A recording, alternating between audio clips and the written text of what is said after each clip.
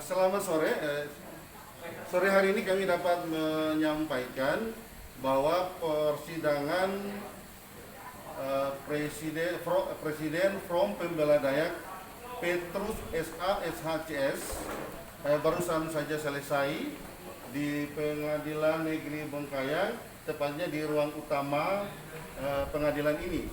Dan kita akan mendengar langsung apa sih pokok eksepsi yang akan disampaikan oleh kuasa hukum daripada Petrus CS. Nah, sekarang saya sudah bersama kuasa hukum.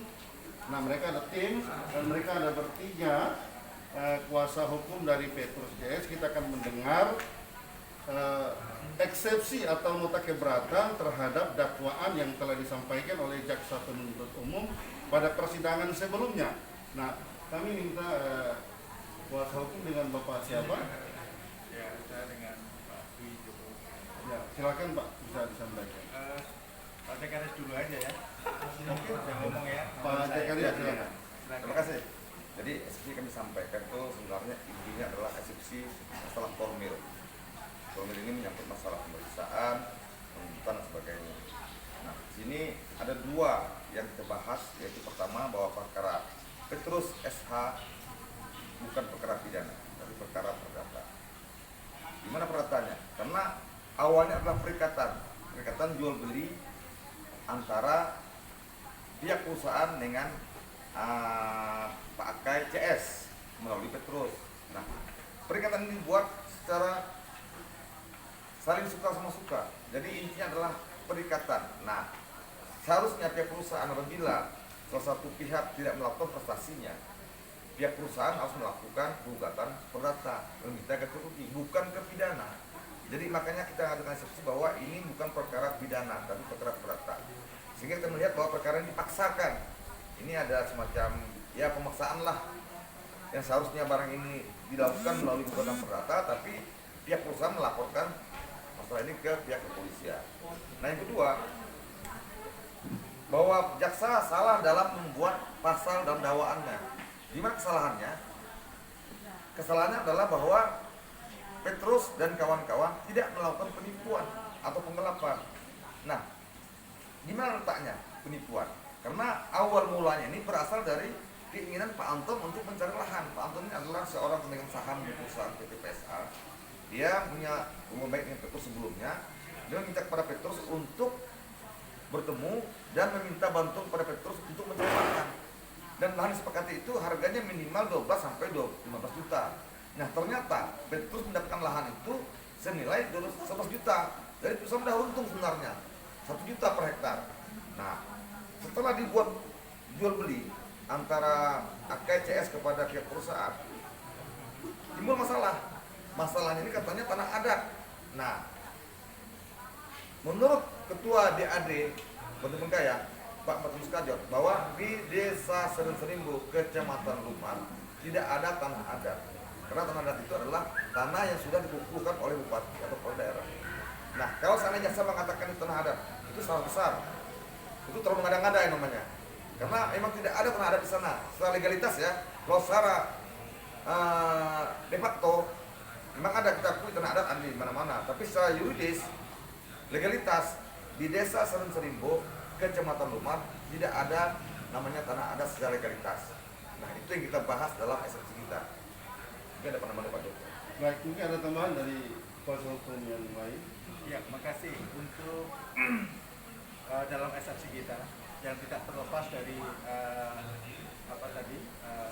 surat eksepsi kita kaitan dengan masalah surat lampiran keterangan dari Dewan Adat. Tadi sudah disinggung oleh rekan saya Saudara Sakarias bahwa penekanan di sini di dalam eksepsi kami adalah pada tanggal 16 Maret 2020 bahwa ada surat keterangan dari Dewan Adat Kabupaten Bengkayang.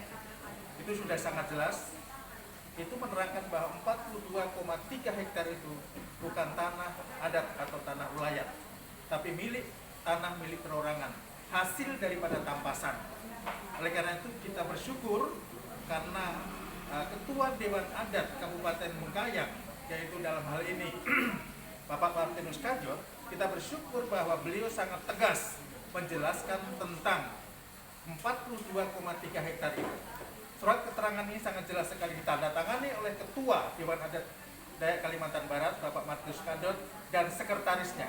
Ditandatangani dan dicap Dewan dengan Dewan Adat Kabupaten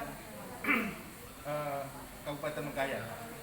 Saya mau tekankan kembali, dan di dalam berita acara, kalau memang itu dipersoalkan kaitan dengan masalah surat keterangan tanah, dijelaskan dalam berita acara bahwa Ketua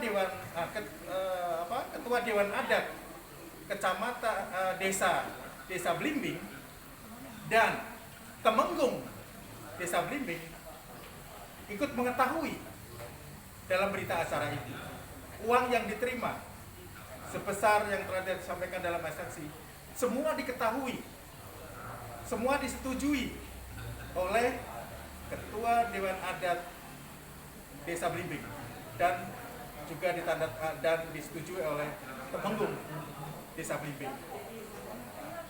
Jadi kwitansi jelas, ya, kwitansi jelas ya, ditandatangani oleh Saudara Indi, Saudara Aken, Saudara Sugito. Di atas menteri 6.000 ditandatangani bahwa uang itu telah diterima sesuai dengan pemberian atau sesuai dengan uang yang diserahkan kepada Petrus dari perusahaan itu. Total semuanya adalah 460 ya sekitar 400 lebih. Jadi ini mau saya sampaikan bahwa tadi benar apa yang disampaikan oleh saudara tim kami bahwa ini adalah perkara perdata, bukan pidana. Dan saya mau tekankan, ini akan kelihatan banget, ya, yang dipaksakan. Dan saya mau katakan, patut diduga ini adalah perkara. Untuk itu saya tegaskan bahwa kiranya hakim dalam memberikan putusan, dalam putusan kedepannya, karena minggu depan ini kita akan 2 kali sidang, hari Senin dan hari Rabu. Jadi hari Senin ini jawaban daripada penuntut umum terhadap eksepsi kami. Dan selanjutnya Rabu akan dijadwalkan putusan selah. Ini yang mau saya sampaikan. Ada lagi yang lain? Terima kasih. Kembali saya sebagai bagian dari tim Saudara Petrus dan Andi CF.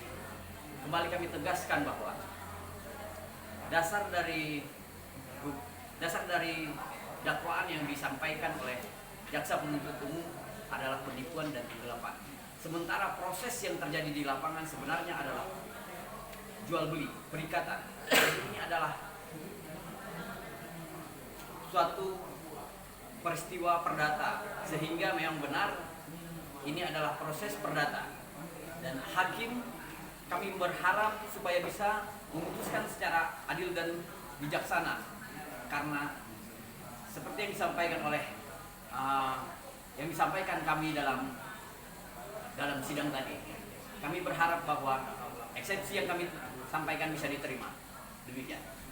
Baik, kita telah mendengar ketiga kuasa hukum dari Presiden Front Pembela Dayak, Petrus SHCS.